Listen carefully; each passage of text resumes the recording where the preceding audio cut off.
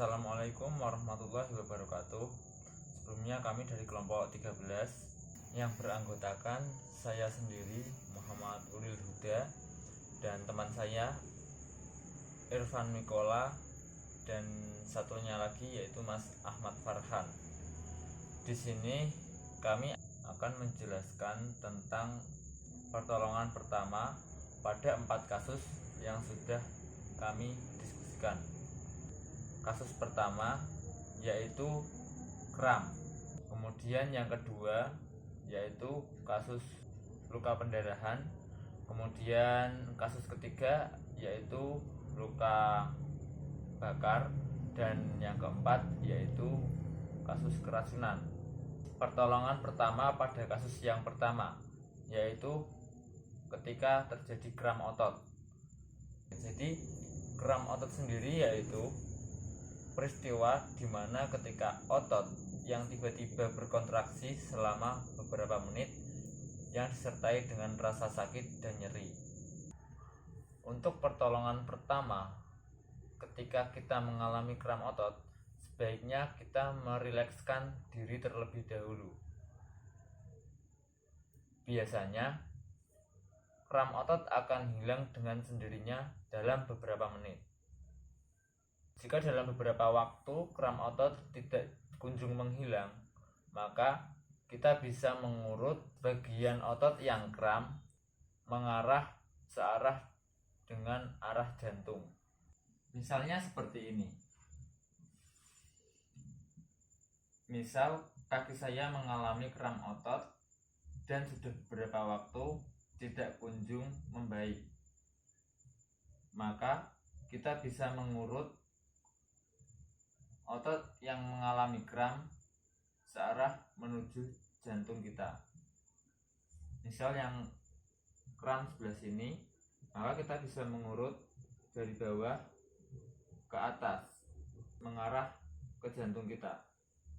Jika kita sudah mengurut dan kram otot masih terasa dan tidak kunjung sembuh, maka sebaiknya segera dibawa ke rumah sakit untuk diperiksa lebih lanjut apakah ada luka dalam atau tidak.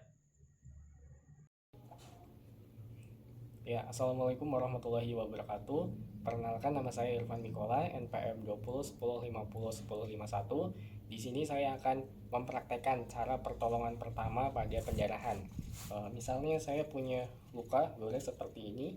Langkah pertama yang kita lakukan adalah mencari kain atau kapas yang bersih, kemudian tekan di bagian yang terluka seperti ini.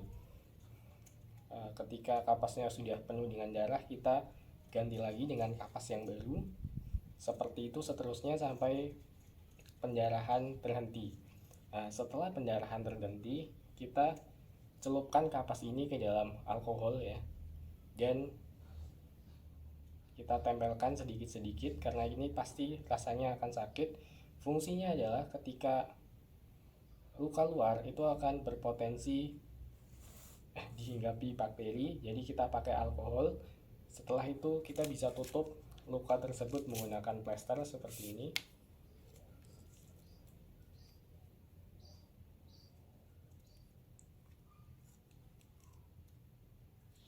Nah, seperti ini. Nah, begitulah pertolongan pertama pada luka pendarahan. Sekian dari saya, terima kasih. Penanganan kali ini adalah penanganan P3K ketika luka bakar. Ketika terjadi luka bakar, hal yang pertama kita lakukan adalah mengidentifikasi tingkat luka bakar yang terjadi. Hal yang pertama harus kita lakukan adalah mengaliri luka bakar dengan air. Seperti contoh,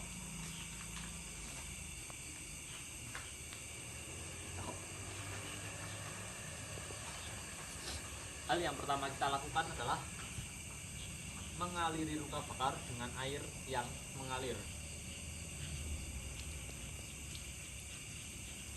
sampai luka bakar tidak terasa nyeri atau sakit.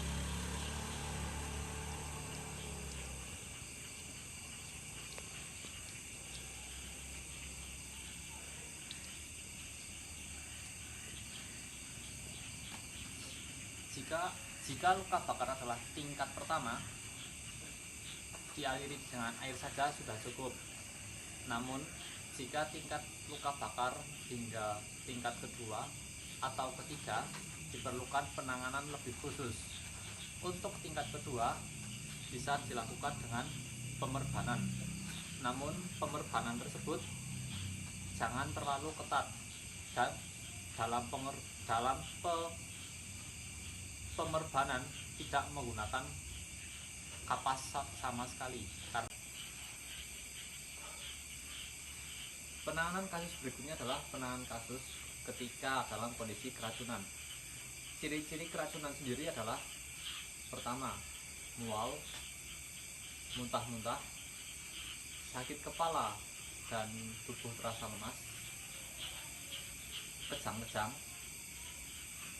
Untuk penanganannya adalah: yang pertama, kita dapat membawa pasien ke tempat yang terbuka dengan mencari udara segar dan diusahakan untuk muntah.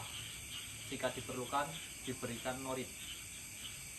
Kemudian pasien jangan diberikan minum ataupun makan sampai kondisi pasien membaik.